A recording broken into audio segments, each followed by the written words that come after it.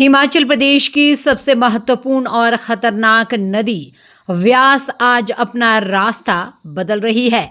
यह वही नदी है जो रोहतांग दर्रे के निकट व्यास कुंड से निकलती है और सतलुज में मिलते हुए लगभग 470 किलोमीटर की सफर तय करती है।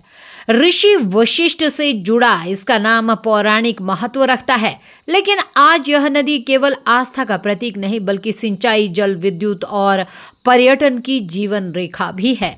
मगर जब पानी अति रूप धारण करता है तो यही व्यास रौद्र रूप में बदल जाती है। पिछले कई सालों से यह धीरे धीरे अपना मार्ग बदल रही है और साथ में ले आती है भय, तबाही और हर साल करोड़ों का नुकसान। कुल्लू से सोलन तक कई जगह नदी का तल ऊपर उठ चुका है। मलबे के ढेर और नदी के किनारे जमा पत्थर अब पानी के बहाव को रोक रहे हैं और नदी मजबूर होकर नई दिशा तलाश रही है।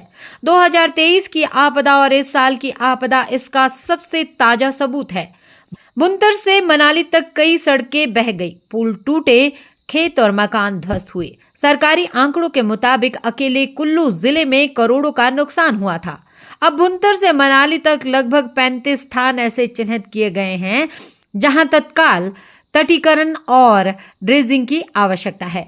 ड्रेजिंग का मतलब है नदी की सफाई करना, जमा मलबा और पत्थर निकालना ताकि पानी का बहाव सुगम और गहरा बने।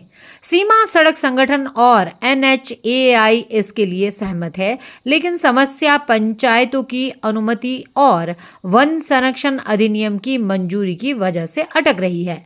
35 में से सिर्फ 3 पंचायतों ने अनुमति दी और बाकी मामला वन मंत्रालय में फंस गया। तटीकरण और ड्रेजिंग की देरी अब तक की हर आपदा को और बड़ा बना रही है। पिछले 2 दशकों में तटीकरण की योजनाएं कई बार बनाई गई। 2005 में पहली DPR, 2016 में 2500 करोड़ की योजना, 2019 में 585 करोड़ का प्रोजेक्ट और 2024 में 2900 करोड़ की नई DPR। लेकिन हर बार मंजूरी में देरी और आपत्तियों के कारण काम शुरू नहीं हो पाया। हालात यह है कि नदी का तल पहले ही 5 से 7 फीट ऊपर उठ चुका है। अगली बड़ी बारिश में व्यास किनारों को तोड़कर बस्तियों में घुस सकती है। लोग हर मानसून में अपने खेत और मकान खोते हैं। सड़कें नदी में बदल जाती है और पुल टूट जाते हैं। जब सड़क कटती है तो मनाली जैसे बड़े पर्यटन स्थल भी देश से कट जाते हैं।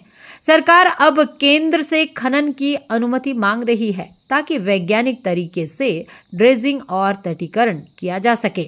अगर यह सही ढंग से हुआ तो न केवल नदी का स्वास्थ्य सुधरेगा बल्कि बाढ़ का खतरा भी घटेगा।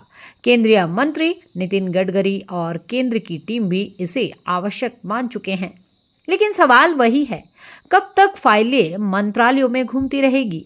कब तक लोग अपने घर और जमीन खोते रहेंगे? यह मुद्दा राजनीति का नहीं, जनजीवन का है। यह समस्या केवल कुल्लू की नहीं, पूरे हिमाचल की है।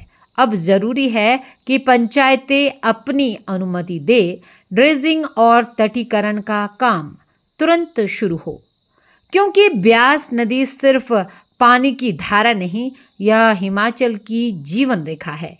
अगर अब कार्रवाई नहीं हुई तो अगली आपदा में नुकसान कई गुना बढ़ जाएगा। अब वक्त है इस मामले को धरातल पर लाने का, सिर्फ घोषणाओं तक सीमित नहीं रहने का। इस तरह की रोचक वीडियो को देखने के लिए हमारे अखंड भारत पेज को फॉलो करना ना भूलें।